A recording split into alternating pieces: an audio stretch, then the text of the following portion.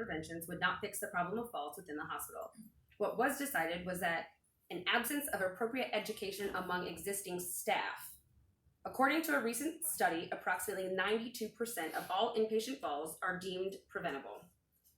If we could make this data a reality here at Fawcett, it would then correlate the dropping our inpatient falls from 261 to 21.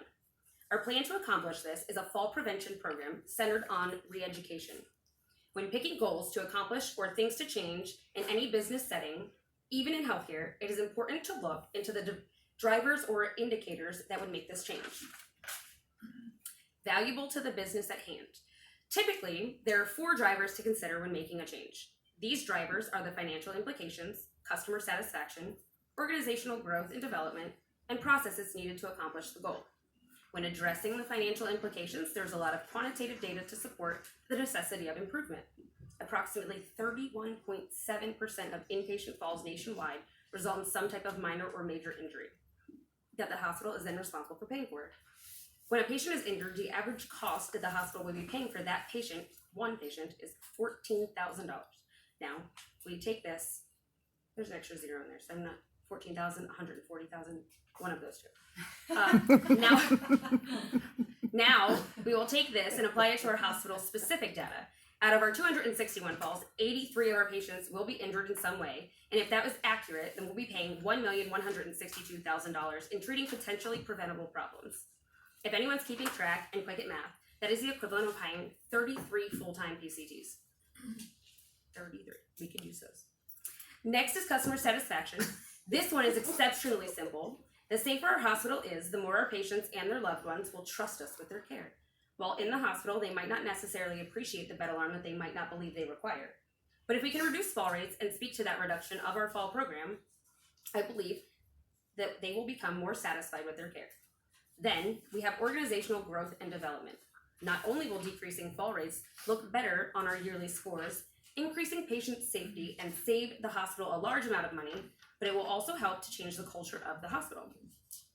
If we can shift the focus off getting our daily tasks accomplished and focus on creating a culture of safety for our patients, I believe that we will see a shift in patient satisfaction and employee engagement. At the end of the day, I would like to think that the majority of stakeholders involved in direct patient care are here to help the patients they are treating. Finally, is the process needed to make this written plan a reality. This program will focus on re-education of current staff led by a safety officer in each unit, and then further maintained by our management team at the unit level. If you walked onto any of the units at the hospital and asked staff to name the criteria from our fall policy that makes a patient safety risk, how many do you think they could name? 5, 10, or maybe even 20? According to our policy, there are 44 things that automatically make a patient a high fall risk. When I asked the staff, on average, people could only name 5 to 10. Staff needs to be educated at bedside shift report which patients are fall risks and check for the necessary fall prevention items. This includes activated bed alarms, fall risk bracelets, yellow non-slip socks, removing fall risk hazards from around patients' rooms, and fall risk magnets outside the door. Staff and the charge nurse should also work together to make sure our CareView rooms are being appropriately used for the highest fall risk patients on the units. Next, staff needs to be educated that hourly rounding is not just walking past the room, but going in and speaking to the patient. Using our 4 Ps from nursing school: pain, possessions, potty, and positioning.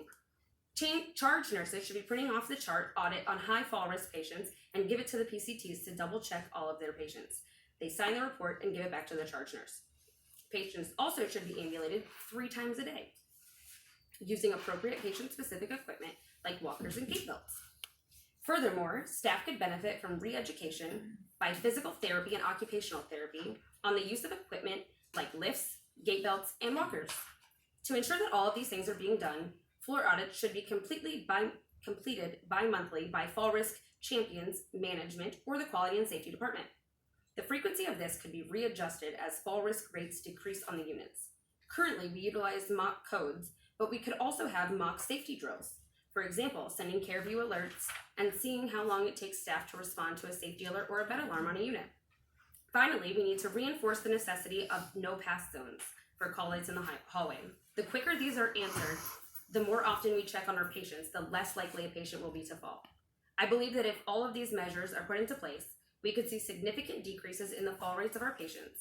Finally, I would like to thank the staff on 3 West and 3 North for helping to complete this Walrus project. It would not have been possible without all of their cooperation. Again, I sincerely apologize for my absence today, and if there are further questions, you can feel free to email me. Thank you. Nice work. Thanks, Katie.